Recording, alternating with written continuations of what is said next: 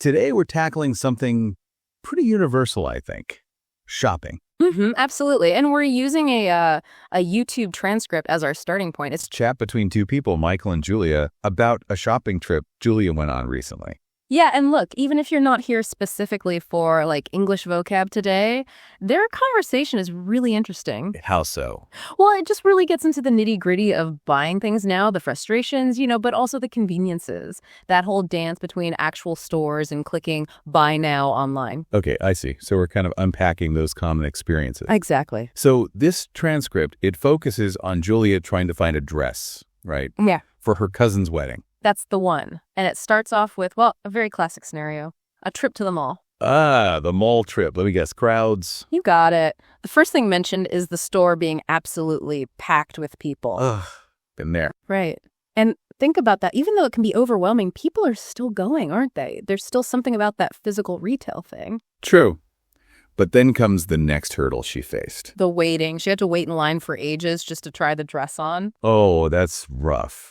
You've made the effort to go, you found something, and then you just stand there. It's that friction, isn't it, in the real world experience? Definitely. And then the real kicker for Julia. The dress didn't fit. And they didn't have any other sizes in stock.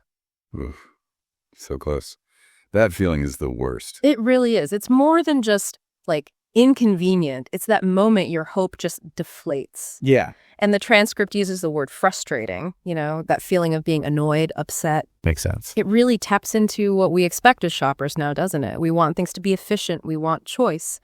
When that doesn't happen. You get frustrated. Yeah. You just want the dress. It shouldn't be an epic quest. Totally. And for Julia, it sounds like this trip really felt like a major fail. She actually called it a nightmare. Wow. Okay. Nightmare. That's strong for shopping. It is, isn't it? It means, a very bad experience. So using that word, it really tells you how much it affected her. I think so. It kind of underscores the emotional side of these things. Even small errands, when they go wrong, can feel, well, disproportionately bad sometimes. Our expectations are pretty high these days. That's a good point. So this mall nightmare, what happened next? Did she just give up? Well, Michael, the other person in the conversation, brings up the obvious alternative. Let me guess. Online shopping. Exactly. Why not try online? Julia had apparently wanted to see the dress in person first, which makes sense. Yeah, lots of people prefer that, especially for clothes. But that mall experience clearly pushed her in a different direction. It really highlights that tension, doesn't it? Yeah. Wanting to see and touch something versus, well, the sheer ease of browsing from your sofa. For sure. And the transcript calls online shopping convenient, easy to use, fits your life. And it is convenient most of the time. Massively so. It's always open. The selection is huge. I mean, it's changed everything. But there's always a but with online shopping, isn't there? Especially clothes. Ah, yes. And Julie brings it up right away. Returns. The big one. What if it doesn't fit? Yep, the potential hassle. That's the word they use, something inconvenient or annoying. And it can be a hassle. Backing it up, sending it back. Definitely. That worry about returns, it can be a real barrier for people sometimes. It's that extra step, that uncertainty. Especially, like you said, if you need it for something specific, like a wedding. Time pressure. Right. Julie mentions worrying about it not fitting and how returns can be tricky, difficult to deal with. Adds that layer of risk, doesn't it? That you maybe don't have when you're trying it on right there in the store. True. But interestingly, the conversation also notes that stores know this is an issue. How so? They acknowledge that retailers are trying to make returns easier, like offering free return shipping sometimes. Okay. So trying to smooth out that friction. Exactly. Trying to make online even more appealing by tackling that main drawback. So did Julia take the plunge and order it online? She did. Mm-hmm. And you know what? It actually worked out really well for her. Oh, good. Yeah. She found the exact same dress online. Yeah. And it was on sale. No way. That's brilliant.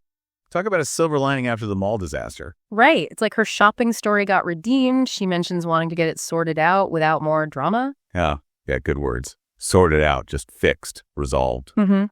And drama, all that conflict and difficulty she wanted to avoid. So online shopping let her bypass the stress and just solve the problem. nice. And it got even better. Really? Yeah. She also found matching shoes online while she was at it, also with a discount. Okay, she scored big time online then. It seems like it. A great example of how online can sometimes win on convenience and price. It really brings it back to that balancing act we all do, doesn't it? Weighing your pros and cons, the immediate feeling of being in a store versus the ease of online. Definitely.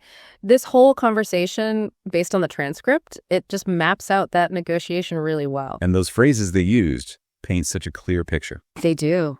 Turned into a nightmare. We've all had days like that where something simple just goes wrong. Totally. Or packed with people. Yeah. You instantly know that feeling of a crowded shop. Yeah. And wanting to get something sorted out. That's just a universal goal when you're trying to buy something or fix a problem. So relatable. And it all ends with Julia hoping the dress arrives on time. Yep, with a classic fingers crossed. Ah, yes. The final step in online shopping, hoping the delivery works out. Exactly. A feeling many of us know well. So wrapping this up, thinking about this conversation, it really shows those real frustrations with stores, the crowds, the waiting, things not being there.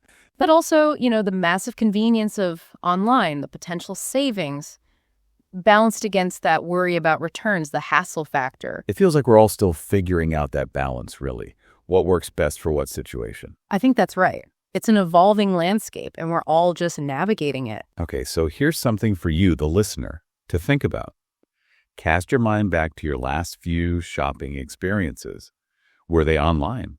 In store? Yeah, did they feel more like Julia's initial nightmare, or was it all smooth sailing and convenient? What were the things that really mattered to you in that moment? Was it speed, price, being able to see the item? And maybe consider some of that language we talked about, packed with people, hassle, getting things sorted out. Do those phrases kind of capture how your own shopping trips sometimes feel?